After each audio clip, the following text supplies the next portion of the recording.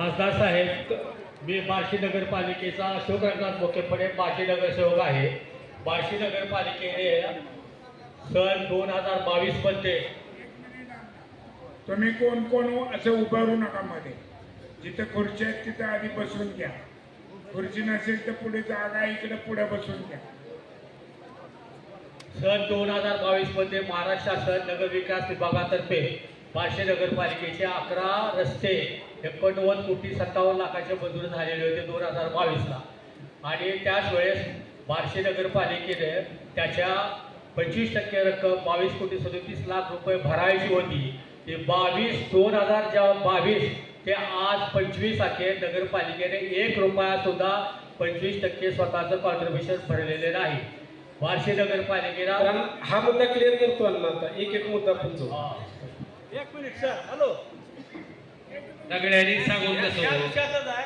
राज्य नगरोत्थान योजना मंजूर झालेली आहे 90 कोटीची. तर दुसरा हप्ता शासनाची दिशाभूल करून आणि फसवणूक करून 40 कोटी रुपयाचा दुसरा हप्ता प्रशासकाने शासनाला फसवून घेतला अशी तक्रार आहे. एक मिनिट. पहिला मुद्दा जे अशोक अण्णाने मांडला की 22 कोटी आपलं कॉन्ट्रीब्युशन नगरपालिकेनं भरायचं. Yes sir. ते भरलं आहे का सर? एकूण योजना आपली ही 89.57 कोटीची मंजुरी योजना आहे. संबंधितांना त्याचे कार्यादेश दिलेले होते. त्याच्या अगेन्स्ट शासनाकडून नगरोत्थान महाअभियान योजनेअंतर्गत 75% हिस्सा आहे आणि नगरपालिकेचा 25% हिस्सा त्याच्यामध्ये भरणे अपेक्षित आहे. तर आज रोजीपर्यंत नगरपालिकेनं 25% हिस्साच्या अगेन्स्ट 11 कोटी 35 लक्ष रुपये या खात्यावरती आता जमा केलेले आहेत. किती होतो 25% प्रमाणे?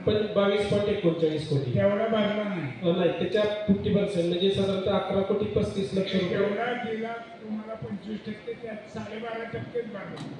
12.5% भरला सर. उर्वरित भरण्याची प्रोसेस चालू आहे. वर्क कम्प्लिशन होण्याच्या अगोदर करता येईल.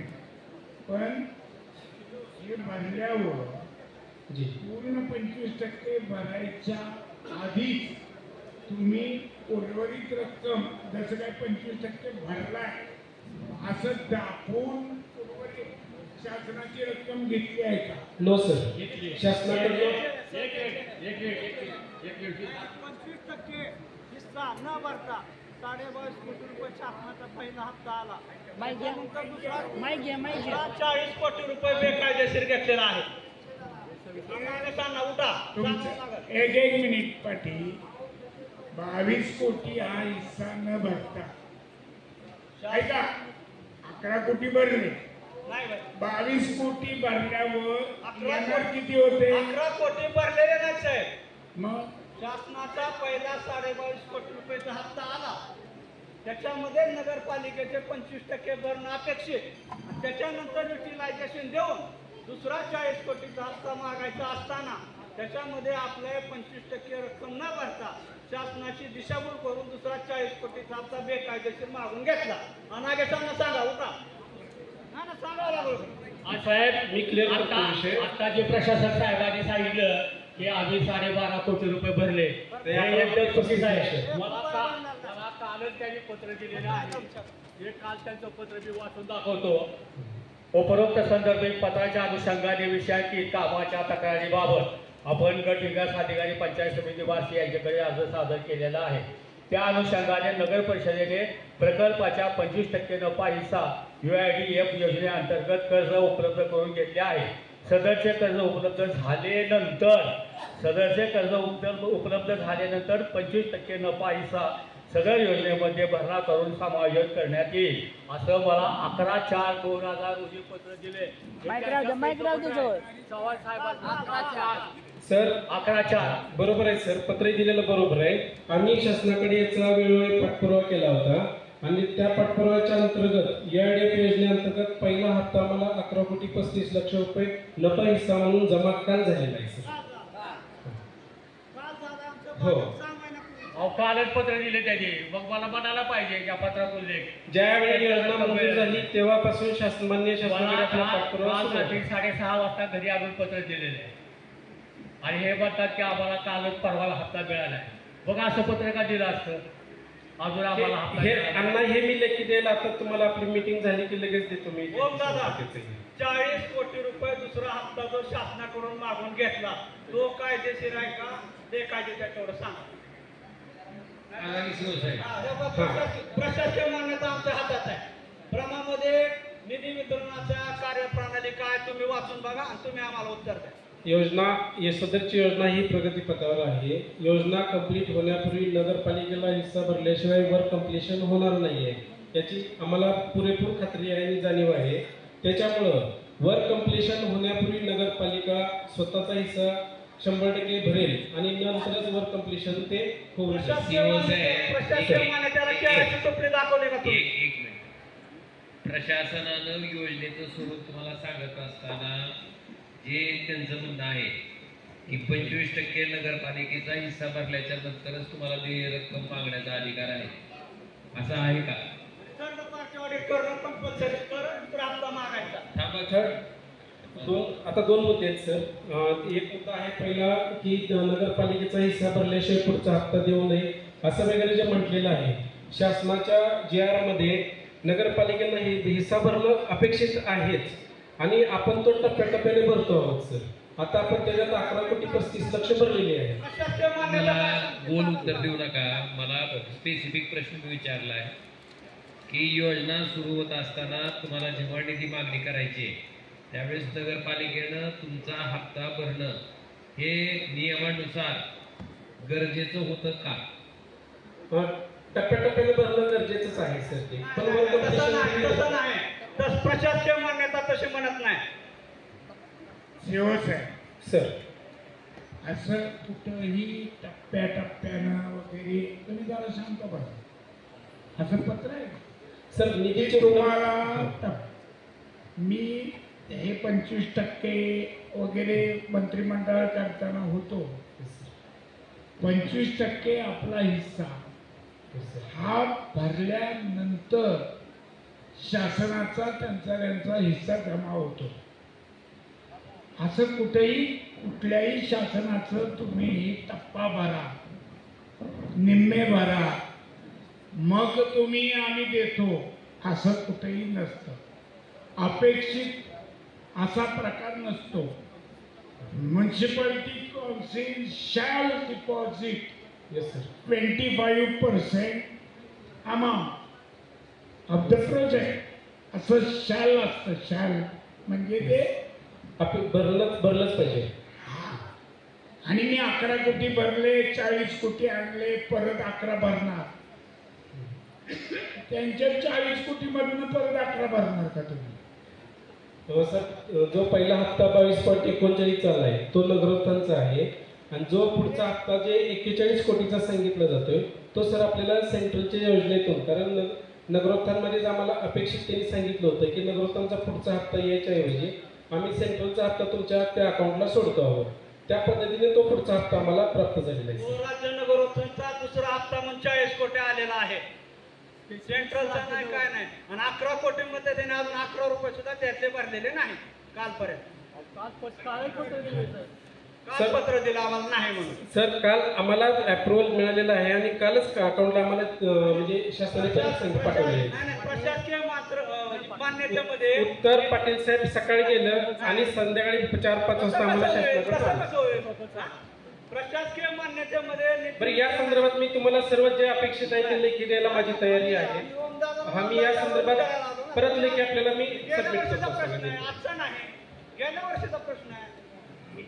प्रशासकीय मान्यतेमध्ये निधी वितरणाचे आदेश जे आहेत त्याला तुम्ही केळाची टोपली का दाखवली? नगरपालिकेच्या ऍसेट आणि लायबिलिटी दोन्हीचा विचार करता नगरपालिका जेवढ्या पण योजना मंजूर झालेल्या आहेत ऐकून घ्यावा विनंती आहे. तुमचं सगळं होऊ द्या मग. ह्याच्या पुढे जात असलं तर सांगा. तुम्ही नाही आता ज्यांनी नगरपालिकेत 10 वर्ष काम केलं सांगा अक्कलकोटे भ्रमाच्या पुढे जाता येते का? मग 40 कोटी रुपयाचा दुसरा हप्ता फसवणूक करून घेतला नाही का अक्कलकोटे? 40 कोटीचा दुसरा हप्ता फसवणूक शासनाची दिशाभूल करून घेतला. कागद सांगतो प्रमाशी अशी म्हणते. तुम्ही उठून उत्तर द्या. दिशाभूल करणार उत्तर द्यायचे. कुठं सांगावं लागलं तुम्हाला? सर यांचे जेवढे मुद्दे आहेत त्याचं मी लेखी उत्तर देतो त्यांना सर. तक्रार तुमच्यावर त्यांना विचारा. येत्या 4 दिवसामध्ये बुधवारपर्यंत मी यांच्या प्रश्नांचं उत्तर त्यांना लेखी द्यायला बंद आता मोठे आता तुम्ही आम्हाला सांगा ही प्रमा काय म्हणते आणि ते काय म्हणतात हा? सांगा ना तुम्ही 40 कोटी प्रशासकीय रुपये शासनाची दिशाभूल करून फसवणूक करून घेतले 40 कोटी चुकीची माहिती देऊन. शासनाच्या जी प्रशासकीय मान्यता आलेली आहे त्याच्यामध्ये 25% नगरपालिकेचा भरला काय पाहिजे. म्हणतो सांगा अक्कलकोटे कागद काय सोड सांगा. तसं नाही हा कागद दिशाभूल करू नका. कागद काय म्हणतो वाचून दाखवा ओम दादा. चला ठीक आहे कागद. माझं काय म्हणणं आहे साहेब, समजा गेली शासनाची दिशाभूल केली असेल तर त्यांची तक्रार पूर्ण शासन दिली ना तक्रार.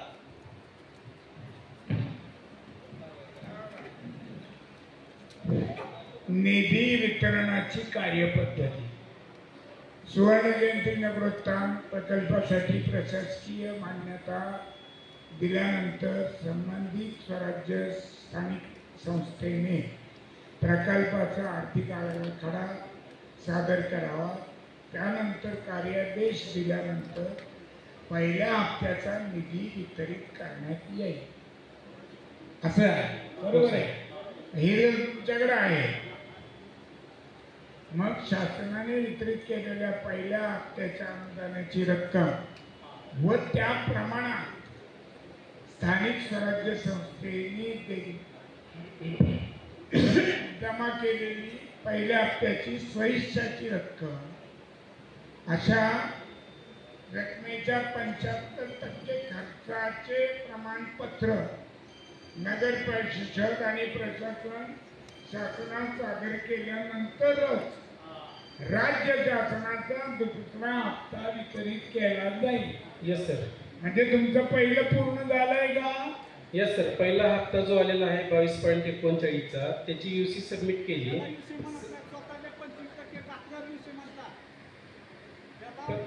प्रमाणपत्र तसं म्हणत नसतात. आपण त्या 25% हिस्सा घातल्याशिवाय ती UC साहेब कंप्लीट होत नसते. त्याला उपयोगिता त्या सगळ्या नाही. पार्ट UC आहेत. 22 कोटी रुपये शासनाने दिले आणि ती खर्चले त्याला UC म्हणत नाही. नगरपालिकेचे 25% घालायचे आणि मग UC द्यायचे दुसरे 40 कोटी मागायचे असा त्याचा अर्थ होतो. नगरपालिकेनं जे शासनाने UC दिलेली आहे परंतु शासनाच्या खर्चाची UC आपण पटवलेली आहे. आमच्या नाही सर. त्याला UC म्हणत नाही. कसं आहे शिव, येस सर. तुम्ही आता या प्रशासनात आहात. UC कशाला म्हणायचं हे आता आम्ही सांगावं तुम्हाला. UC शासनाच्या हिश्श्याची UC देणारे तुम्ही एकटे कोण? बरोबर आहे. UC देताना शासनाचा हिस्सा आणि आपला हिस्सा बरोबर असा मिळून एकत्र त्याची UC ती द्यावी लागते. हा मूळ नियम. Yes sir. तुम्ही फक्त शासनाचे पैसे आले ते खर्च केले त्याची UC पाठवून दिली. तुमचा जो हिस्सा की जो भरणं आवश्यक आहे शॅल डिपॉझिट येस सर. ते तुम्ही न करता तुम्हाला टप्प्याटप्प्यानं भरायची परवानगी सुद्धा नसताना लक्षात आलं का? त्याची सुद्धा परवानगी घ्यावी लागते नगर प्रशासनाकडून. आणि ते न करता तुम्ही 11 कोटी जे भरले 25%च्या 50% आणि UC मात्र 40% त्यांच्याची काय 40 कोटी आले त्याची दिली. हे एक प्रकारची दिशाभूल. हे तुम्हाला करता येणार नाही. हा ऐकून घेऊ आता तोपर्यंत. तर याच्यामध्ये ज्यावेळी आपली योजना 89.57 कोटीची मंजूर झाली. योजना मंजूर होत असताना मंजूर झाल्यानंतर आम्ही तत्काळ त्यावेळी MUIDCL Maharashtra urban infrastructure development corporation limited ही शासनाच्या अंतर्गत एक संस्था होती की जी आपल्याला ULBना लोन पुरवठा करते, कर्ज पुरवठा करते. MUIDCL Maharashtra urban infrastructure development corporation limited या संस्थेकडे आम्ही कर्जाचा प्रस्ताव ठेवला असेल. त्याच्यामध्ये काय प्रोसिजर आहे की आपल्याला जेवढं लोन मिळणार आहे, आता आपल्याला 22.39 कोटीचं लोन मिळणार होतं ते योजनेत.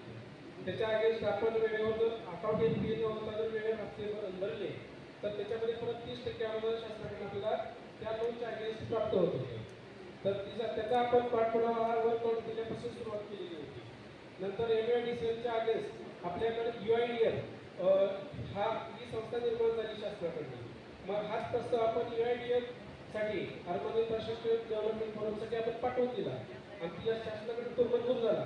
आणि तो मंजूर झाल्याच्या अगेन्स्ट आपल्या शासनाने आता आपल्याला पाठपुरावा करून झाल्यानंतर पूर्ण 11.35 कोटी लक्ष या योजनेमध्ये आपल्याला दिलेले आहेत. पूर्वची जो हप्ता आहे तो द्यायला माझी कमिटमेंट म्हणजे नगरपालिकेची योजनेची कमिटमेंट आहे तो देणं बंधनकारक आहे. तो दिलाच जाईल. आता त्याच्या अगेन्स्ट आपण जेवढा PVC सबमिट करतो त्याच्या अगेन्स्ट 25%च्या अगेन्स्ट आपला 3 ते 4 कोटीची अपेक्षा आहे. त्याचाही पाठपुरावा शासनाकडे आमचा सुरू आहे. या योजनेच्या माध्यमातून कर्जाची मूळ आमची साहेब मागणी काय आहे? मूळ मागणी काय? तुम्ही कर्ज काढणार, ह्याच्याकडनं घेणार, त्याच्याकडनं घेणार, आमचं घेणं देणं नाही. तुम्हाला 22.5 कोटी रुपये आल्यावर त्याच्यात 25% घातल्याशिवाय ती युसी पूर्ण होत नव्हती. तुम्ही शासनाची फसवणूक करून 40 कोटी रुपये घेतले. त्यामुळे तुम्ही दोघं खासदार आणि आमदार मुख्य सचिव सुजाता सोवनी साहेबांना तक्रार करणार का सांगा. फसवणूक झाली, सरकारची फसवणूक झालेली आहे. आणि परत ते रस्ते बदलले, सर्टिफिकेट नाही ती वेगळं, तपासणी नाही ती विषय आमचा नाही. आपल्याकडे डबल काम करण्याची प्रोसिजर नाहीये. ज्यावेळी योजना दाखल झाली होती त्यावेळी आमचं म्हणजे काय, तुम्ही 40 कोटी रुपये चुकीचे घेतले. आम्हाला पुरतं थर्ड पार्टी ऑडिट तुम्ही केलं नाही. आमचं काय म्हणते, थर्ड पार्टी ऑडिट केल्याशिवाय दुसरा हप्ता घ्यायचा नाही. तुम्ही थर्ड पार्टी ऑडिट केलं का 22.5 कोटीचा 10 लाख रुपये कट करून घेतले. एका कामाची विरुद्ध होत होती. आमचं काय म्हणते, निधी वितरणाची पद्धत काय म्हणते? नाही नाही, निधी वितरणाच्या आदेशात काय प्रशासकीय मान्यते आम्ही त्याच्यावर कॉन्स्टंट आहे. तुम्हाला 40 कोटी रुपये असे मागता येत नव्हते. शासनाला चुकीचा पत्रावर घेऊन तुम्ही फसवलेला आहे. दिशाभूल केलेला तुम्ही दोघं काय करणार सांगा. साहेब लेखी घेऊ शकता. मी तुम्हाला हरवलेलं नाही. आम्ही यांना बोलतो, तुम्हाला नाही. चुकीचं तुम्ही केलेलं आहे. तुम्ही चुकीला आम्ही यांना विचारतो दादा काय करणार. तुम्ही त्यांच्या मुद्द्याचं लेखी खुलासा देतो आणि मग आपण त्याच्यावर हे करू. आणि साहेब एक दुसरा मुद्दा असा आहे, शासनानं त्यांच्या आदेशातच म्हटलेलं आहे की महाराष्ट्र सूर्यजयंती जगोदान अभियानांतर्गत मंजूर प्रकल्पाचे अंमलबजावणीच्या विविध टप्प्यावर शासनाने विहित केलेल्या यंत्रणेपैकी एका यंत्रणेकडून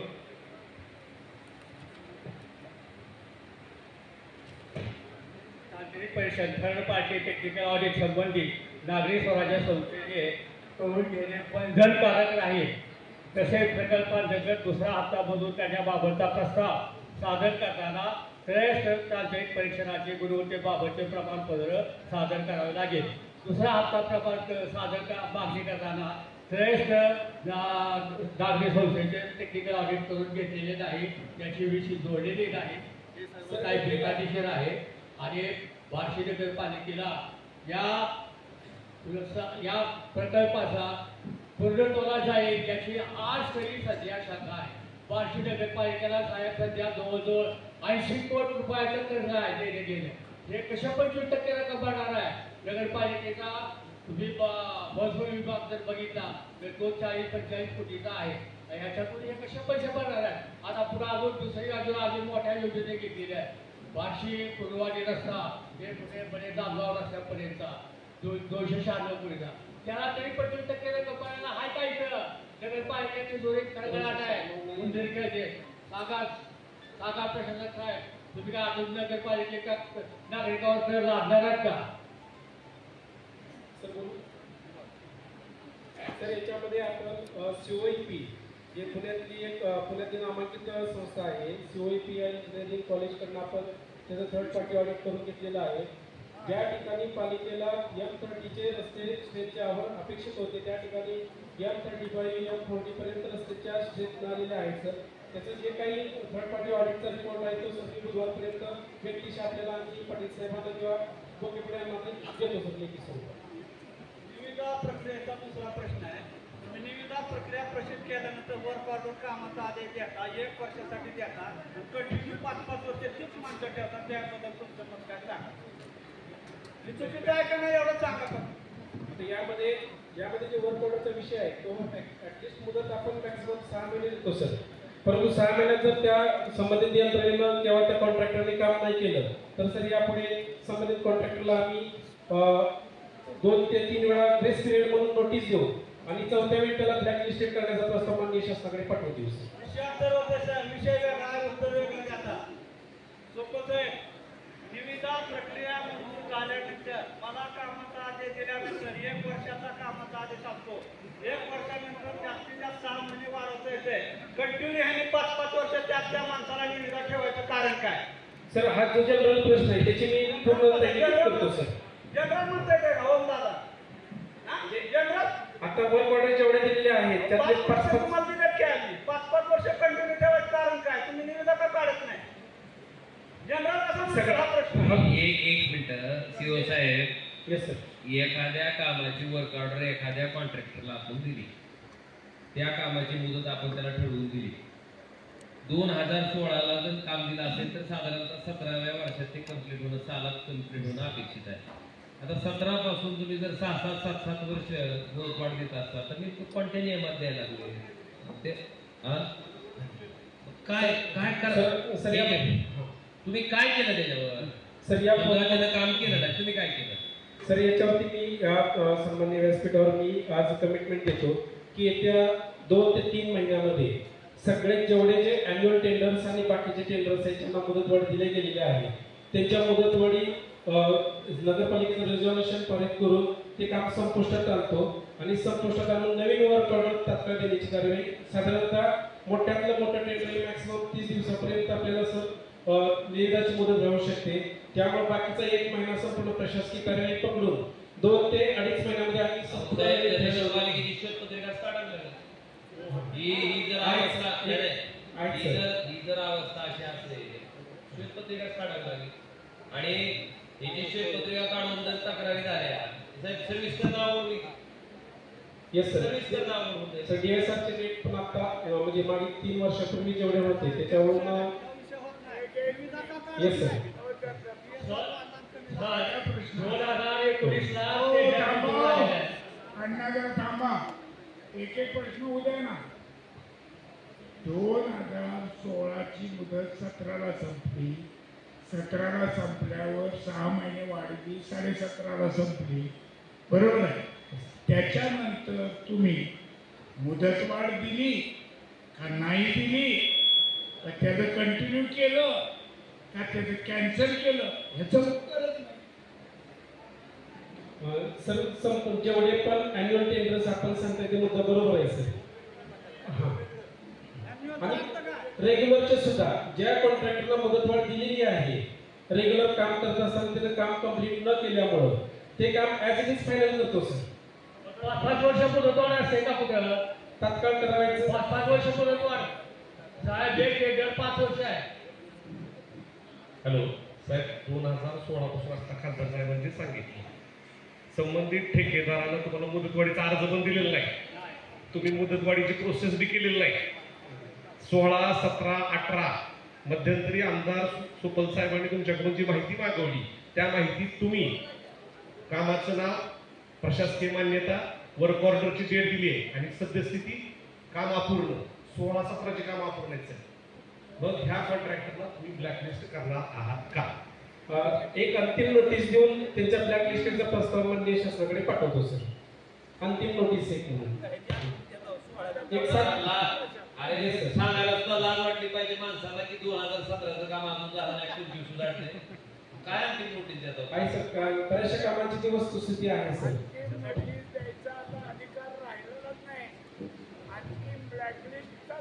ताबडतोब काम सस्पेंड करा. Yes sir. ताबडतोब सस्पेंड करा काम पहिलं आणि पुन्हा ब्लॅकलिस्टचा प्रस्ताव पाठवा. Yes sir. माननीय अर्बन डेव्हलपमेंट डिपार्टमेंटकडे आम्ही प्रस्ताव पाठवून देतो. बुधवारी जे काम अर्धवट आहेत आणि जे कामांची मुदत संपलेली आहे काम करण्याची असे सगळेच प्रस्ताव सर. याच्यामध्ये रस्ते किंवा इतर जे कामं वर्क ऑर्डर दिलेली आहेत पालिकेने.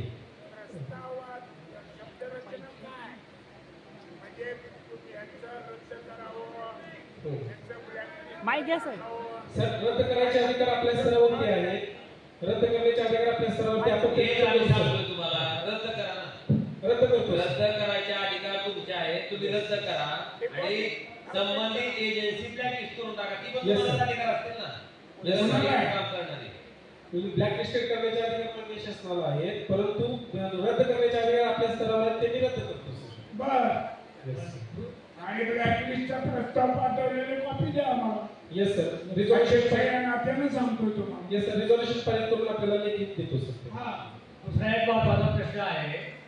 बार्शीच्या एकच एक बाई कचरा डेपोवरील कचऱ्यापासून खत प्रकल्प खत तयार करणे 2019ला दिलेला ठेका आहे संबंध कन्स्ट्रक्शनचा.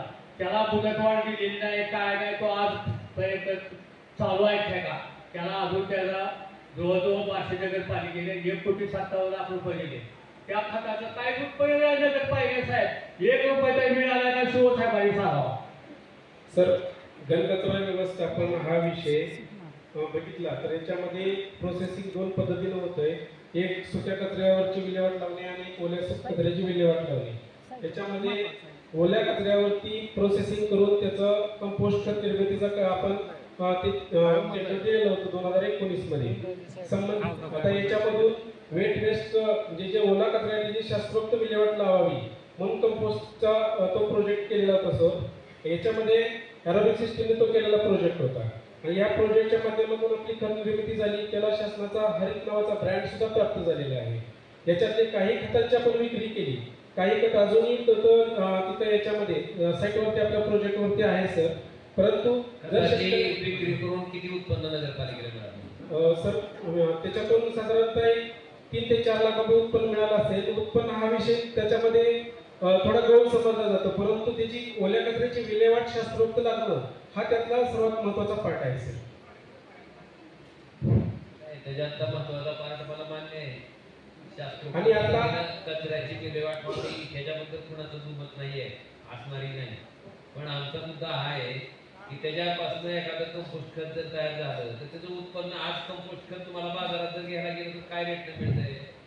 त्याच रेटनं जर तुम्ही त्या कचऱ्याची विक्री केली असेल तर त्याच्याबद्दल आमचं काहीच ऑब्जेक्शन नाही. पण एवढ्या मोठ्या प्रमाणात कचरा तयार म्हणजे खत तयार होऊन त्याचं जर फक्त 4 लाख रुपये उत्पन्न येत असेल तर ते ऑब्जेक्शनेबल आहे. सर विक्रीसाठी आपलं तिथं उपलब्ध आहे, मागणी तशी सर आपण देतोय आणि त्याचं मार्केटिंग पण करायला सांगितलेलं आहे. अध्यक्ष साहेब एक प्रश्न विचारा. काय करा घनकचरा व्यवस्थापनाच्या बाबतीत तुम्ही घनकचऱ्यावर प्रक्रिया करण्यासाठी जर टेंडर ज्या एजन्सीला दिलं होतं त्या टेंडरच्या बदल्यात तिनं किती कचऱ्याची विल्हेवाट लावली आणि त्याच्या माध्यमातून किती कंपोस्ट खत तयार झालं आणि त्या कंपोस्ट खतापैकी आता तुमच्या स्टॉकला किती खत आहे आणि विक्री केलेलं खत काय रेटनं विक्री केलंय आणि त्याच्यापासून किती उत्पन्न आलंय अशी पूर्ण सखोल तपशीलवार माहिती मला आणि आमदार साहेबांना द्या. हो सर. मी बुधवारपर्यंत सखोल लेखी स्वरूपात माहिती आपल्याला पुरवतो. सन्मान्य व्यासपीठ आज बार्शी शहराच्या उत्तर मिळालं नाही अजून. पहिला प्रश्न बार्शी आमचा. शहराच्या पाणी पुरवठ्याच्या संदर्भात जर बोलायचं झालं तर आज होऊ घातलेला हा उन्हाळा प्रचंड उन्हाळा आहे. वितरण व्यवस्था गेली 5 वर्षापासून आम्ही सातत्याने त्याचा पाठपुरावा करतोय आणि बघतोय. मुख्याधिकारी साहेब सातत्यानं साहेब खासदार साहेब आपल्याला सांगू इच्छितो पाणी फक्त आणि फक्त बार्शी चांदणीच्या प्रोजेक्टवर चालत होती. त्यानंतर विस्तृतपणे शहर वाढलं, योजना वाढल्या, उजनीचं पाणी आलं. उजनीचं पाणी आल्यानंतर 5 वर्षात सातत्यानं नागरिकांची ससेवलपट झाली. त्यातल्या त्यात महिला भगिनींनी आपल्याला दाखवून दिलं कर्तव्यातून. पण हे होत असताना बार्शी शहरात पाणी पुरवठा व्यवस्थित केला जात नाही. पाणी जे स्टोरेज आहे हे 3रा टप्पा आम्ही 2096 ते 2001 आम्ही कार्यकाळ आमच्या नगरपालिकेत काम केल्याचा आम्ही त्यावेळेस 3रा टप्पा 3rd फेज एक पाण्याच्या टाक्या शहरात विस्तारित भागात झाल्या पाहिजे ह्याच्यासाठी मंजुरी केल्या. त्यानंतर त्या टाक्या आज भरतात का नाही भरतात का? पाण्याचा स्टॉक शहरात अजिबात केला जात नाही. हा माझा तुमच्यावर जाहीर आरोप आहे. तुमची योजना पाणी पुरवठ्याची कुछ कमी आहे. तुमचा जो कोणी ठेकेदार आहे, आज परवा दिवशी मी पंढरपूरला गेलो होतो, त्या काचेच्या बाटलीच्या कुणातर शिपी आहे तिथं अजून पण पाणी लिकेजच आहे. एसटी स्टँड चौकात होईल खाण्यावर तिथं पाणी लिकेज आहे. कोर्टाच्या पाठीमागं परवा तो कुणी टेलिफोनचं किंवा त्यावरचं काम करतोय त्यांनी पाईपलाईन फोडली. अशा बार्शी शहरात अनेक लिकेजेस आहेत. आपण याच्याकडे लक्ष देणार आहेत का? जर तुम्हाला ह्या शहराच्या नागरिकांकडून जर 15 दिवसाचा तुम्ही पाण्याचा टप्पा देताय, अजून ह्याच्यापेक्षा काही ह्या नागरिकांची आपण परीक्षा घेणार आहात का? ह्याबद्दल आपण आपल्या प्रशासनाच्या वतीनं आपण जो ठेकेदार आपण या ठिकाणी नेमलेला आहे, कोण आहे त्याचं मला नाव घ्यायची गरज नाही, पण त्या ठेकेदाराने या शहरातले लिकेज किती दिवसात काढायचे असते रोज छोटे मोठे? ठीक आहे, उजनीच्या पाईपलाईनचं लिकेज मला माहित आहे. मी बी पाणी पुरवठ्याचा चेअरमन होऊन गेलेलो आहे. बार्शी शहरापासून ते कंडरपर्यंतच्या लाईनवर काय काय चाललंय, काय काय होतंय ह्याच्या संदर्भात मी बोलण्यापेक्षा तुम्हाला चांगला आवडत आहे. आणि बार्शी शहराच्या वितरण व्यवस्थेतलं शुद्ध झालेलं पाणी कुणाच्या तरी घशात जात आहे, कुणाला काय विचारायचं तरी खुशाल विचारावं, हे सुद्धा सगळं माहीत असताना आता आपण शहराला जर 15 दिवस जर वेटीला धरत असाल तर हे साहेब योग्य आहे का? ह्याबद्दल आणि विशेषतः प्रत्येक भागात 2 तास 3 तास 4 तास तुम्ही ज्या ज्या भागात पाणी द्यायचे तिथं पाणी चालूच असतं आणि ज्या भागात जाणीवपूर्वक पाणी दिलं जात नाही. मग ह्या लोकांनी करायचं काय? नशीब मेहरबानी उजनीचं पाणी आपण कॅनलद्वारे ह्या बार्शीच्या 2 तलावात घेतोय, गणेश तलावात आणि राव तळ्यात. ही मेहरबानी समजावी लागेल. 85 सालच्या पाणी पुरवठा योजना मंजूर का करायची? त्या प्रशासनाची, त्या प्रशासनातल्या प्रतिनिधीची कौतुक करण्यासाठी उभारलो नाही, परंतु त्या शहरातल्या त्या तालुक्यातल्या नागरिकांना आपण सेवा सुविधा पुरवणार आहेत का नाही? आपण कधी या वालोपला व्यवस्थित सांगणार का? वालोपवर कोणाच्या शहरावर चालते? कुठे आहेत आपल्या वर्गानुसार साहेब? आहेत काय करायला पाहिजे? पाणी पुरवठा अभियंता इथं आहेत का? ते हॉस्पिटलाइज आहेत हॉस्पिटलमध्ये. आज हॉस्पिटल दिसलं का त्यांना? 15 दिवस लोकांना वेटी करायचं माझ्या वाटते का? आणि अजून मी सांगतो साहेब, इथं सगळे हॉस्पिटलमध्ये कुठं हॉस्पिटल आहे? कोणत्या हॉस्पिटल? सर ते त्यांच्या फॅमिलीचं ऑपरेशन आहे कुठल्या हॉस्पिटल? पुणे. कोणतं हॉस्पिटल? सर मी विचारतो तुमच्याकडे पत्र आहे का? हे झाल्यानंतर मी लगेच तुम्हाला सांगतो. तुम्हाला येताना पत्र दिलंय का जाताना? हे बघा, आमचं तिथं ठराव घ्या. हा पाणी पुरवठा इंजिनियर जो आहे तो सगळ्यात गहाळ आणि अतिशय अकार्यक्षम आहे.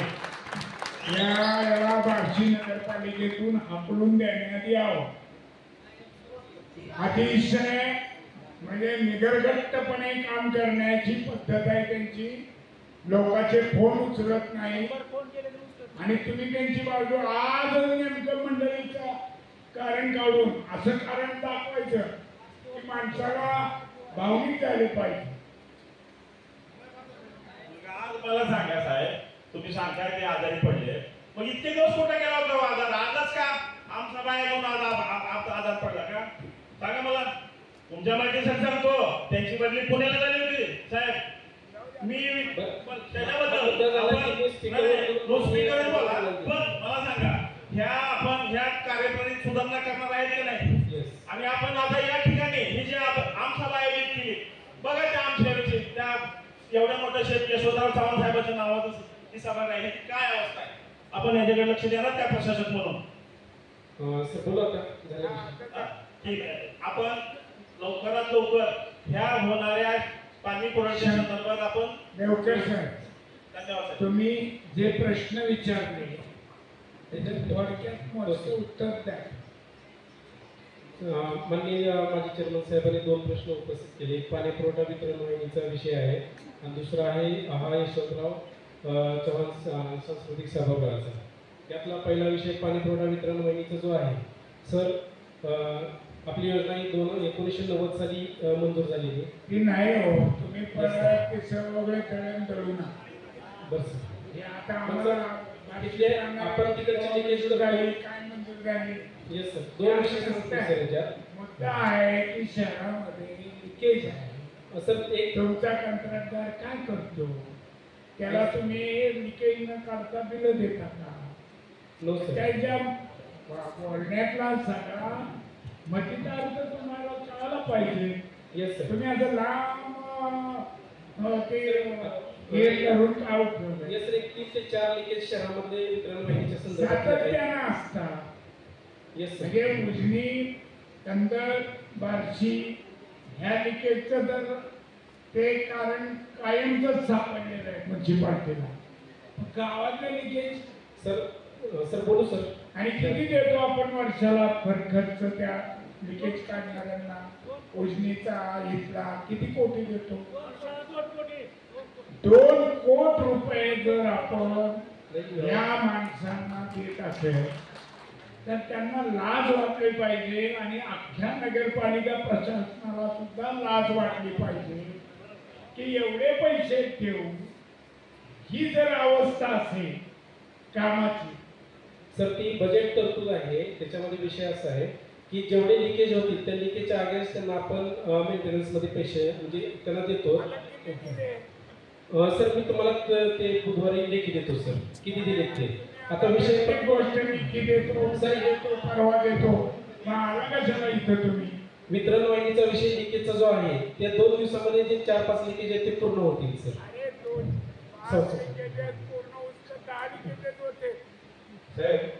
योजना कालबाह्य झालेली आहे सर. 30 वर्षाहून जास्तीचं ते डिस्ट्रीब्युशन आहे, त्याच्यामुळे थोडी झालेली नाही.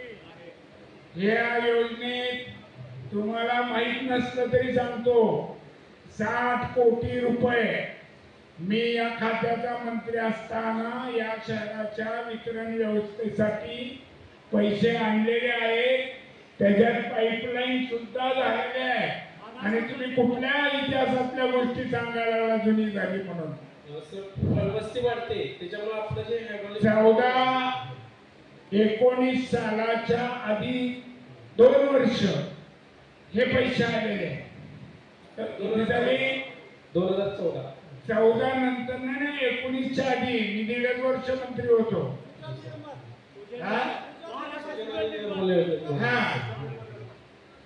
सुजल ह्याच्यात पैसे आलेले. मग त्या किती वर्ष झाले आता? 19 ते 24 5 वर्षात तुम्ही अशी उत्तरं देता? जुनी वितरण व्यवस्था झाली ती खराब झाली. तुम्ही आलात केव्हा इथं? तुम्हाला एवढं केव्हा कळायला लागलं? Not good. Sir reform work जे आहे सुजल अंतर्गत जे रिफॉर्म वर्क ते पूर्ण रिफॉर्म झाल्यावरच मंजूर झाली आहे योजना. ही वितरण व्यवस्था पहिल्यांदा रिफॉर्म झाला आणि बार्शी म्युन्सिपाल्टीचा रिफॉर्मचा आधार घेऊनच ही सुजल निर्माणचे पैसे या योजनेला आलेले.